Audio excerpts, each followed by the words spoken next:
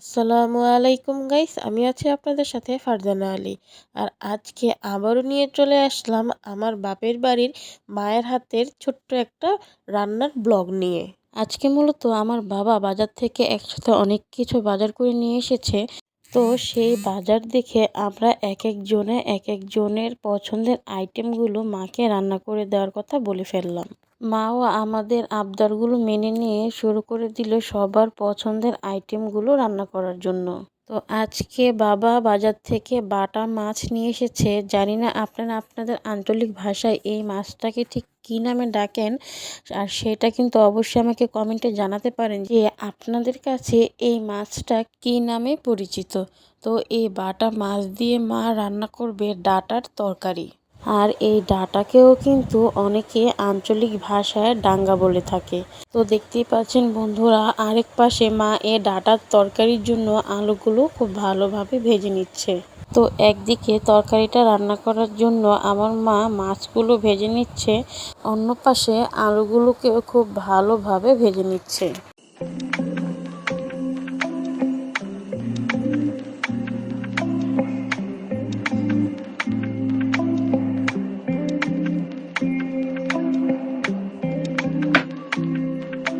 আর এইদিকে কিন্তু বন্ধুরা আমার মা ডাঁটাগুলোকে ভাপ দিয়ে নিয়েছে, আর দেখতেই পাচ্ছেন ভাপ দেওয়ার পর ডাঁটাগুলোর কালার কি সুন্দর এসেছে।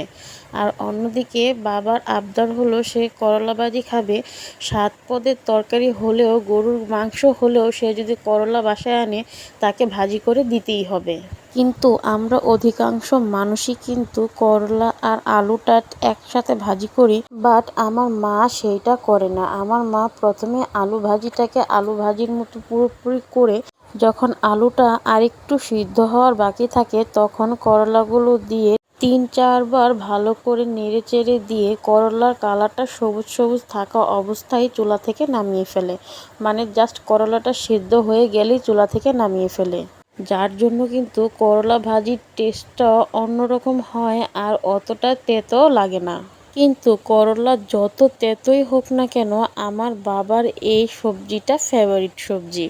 তাই তো আমাদের ঘরে গরুর মাংস রান্না করা থাকলেও বাবা যদি করলা হাতে করে নিয়ে আসে সেটাকে ভাজি করে দিতে হয় বা তরকারি রান্না করে দিতে হয়।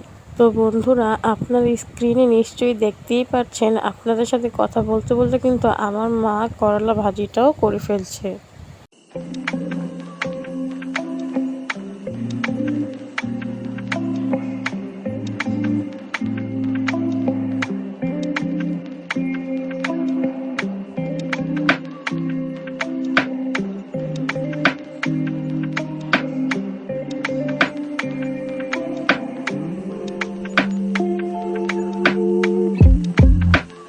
বন্ধুরা, ওইদিকে ভাজিটা হতে হতে আরেক পাশে আবার আমার মা ডাঁটার তরকারিটাও বসিয়ে দিচ্ছে।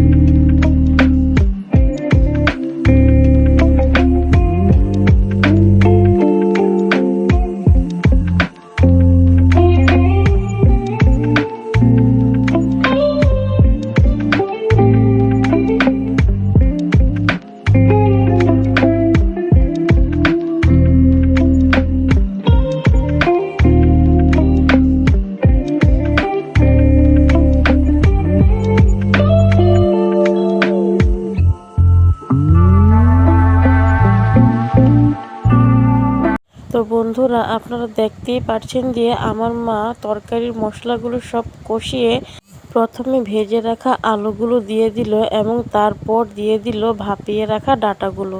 এখন এই ডাঁটার আলুটাকে একটু ভালোভাবে কষিয়ে হালকা ঝোল দিয়ে 4 থেকে 5 মিনিটের মধ্যেই তরকারিটা চুলা থেকে নামিয়ে ফেলবে।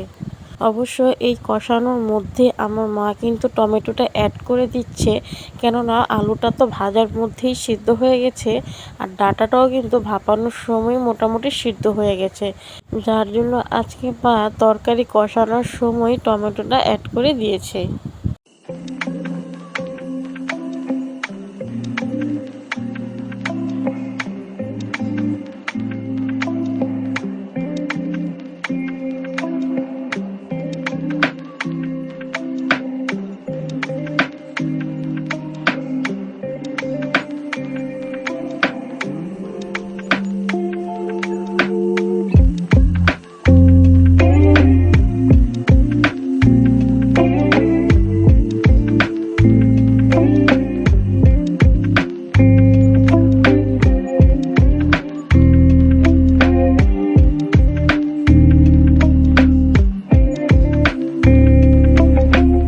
তরকারিটা হয়ে যাওয়ার পর এখন শাকের পালা। যেহেতু এখানে অল্প একটু শাক, সেহেতু রেখে দেওয়ার মতো কিছুই নেই, তাই মা শাকটাকেও ভাজি করে ফেলছে। আর শাকটাকে ভাজি করার আগে মা শাকটাকে হালকা লবণ দিয়ে ভাপিয়ে নিচ্ছে, তারপর বাগার দিয়ে দিবে।